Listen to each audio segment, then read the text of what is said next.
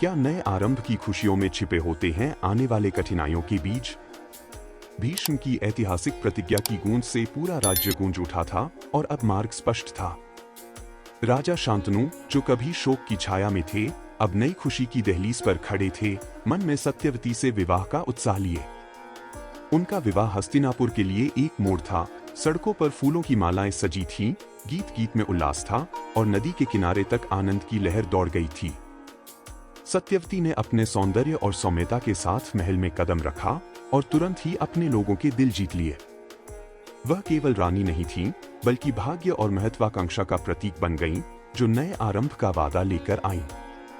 उनकी खुशी की छाया में खड़े थे भीष्म, मौन फिर भी शक्तिशाली, अपनी बलिदान की चुप गवाही देते हुए। उस प्रतिज्ञा ने इतिहास की दिशा बदल दी थी, लेकिन साथ ही उन्हें हमेशा के लिए सिंहासन और परिवार से वंचित कर दिया। अपने पुत्र के महान बलिदान से अभिभूत होकर राजा शांतनु ने भीष्म को अपने पास बुलाया।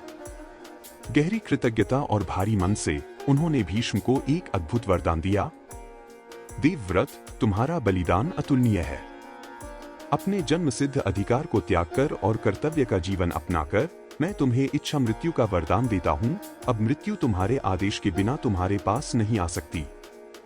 जैसे ही शांतनु के शब्द गूंजे, स्वर्ग में देवताओं की वाणी सुनाई दी, भीष्म की अतुल्य निष्ठा और बलिदान का उत्सव मनाते हुए। समूचा ब्रह्मांड मानो इस क्षण की गंभीरता को पहचान गया और भीष्म की नियति को चिर सम्मान के साथ मुहर लगा दी।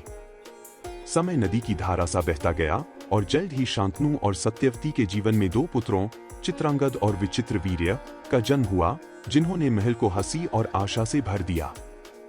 लेकिन समय किसी को नहीं छोड़ता। वर्षों के साथ शांतनु ने उम्र के बोझ को महसूस किया और वे धीरे धीरे अनंतता के तट की ओर बढ़ने लगे।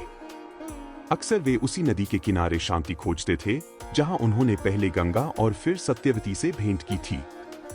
अपने जीवन के ताने बाने को, जिसमें आनंद और दुख, प्रेम और वियोग की डोरें बुन चुकी थीं, सोचते हुए वे समझ गए कि उनकी यात्रा अब पूर्णता की ओर है। एक शांत संध्या, शांतनु ने भीष्म को बुलाया, अपने वफादार रक्षक को, और गहरे भाव और स्पष्टता से शब्द कहे। पुत्र, इस राज्य की शक्ति तुम्हारी अडिग मर्यादा में है। इस परिवार की रक्षा करना, हस्तिनापुर की ढाल बनना। तुम्हारी प्रतिज्ञा और धर्म ही हमारे वंश की शाश्वत नींव रहे। और इसी तरह राजा शांतनु ने शांति से इस संसार को त्याग दिया, एक समृद्ध किंतु संवेदनशील राज्य पीछे छोड़ते हुए। अब उनकी विरासत भीष्म के अडिग कंधों पर थी। हस्तिनापुर ने अपने प्रिय राजा के निधन पर गहरा शोक मनाया।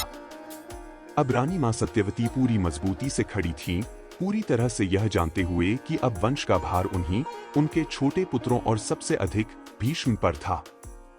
हर अंत एक नए आरंभ की शुरुआत लाता है और भाग्य के पहिए चुपचाप आगे बढ़ते रहे। हस्तिनापुर के लिए अनदेखी परीक्षाएं प्रतीक्षा कर रही थीं, जो इसके महान आत्माओं की प्रतिज्ञाओं, बलिदानों और महत्वाकांक्षाओं द्वारा आकार लेनी थी। और इस सबके केंद्र में खड़े थे भीष्म, जिनका अद्भुत वरदान और ऐतिहासिक प्रतिज्ञा उन्हें न केवल सिंहासन का, बल्कि भाग्य का भी रक्षक बना गई थी। अगर आपको यह वीडियो पसंद आया तो कृपया सब्सक्राइब करें, लाइक करें और शेयर करें।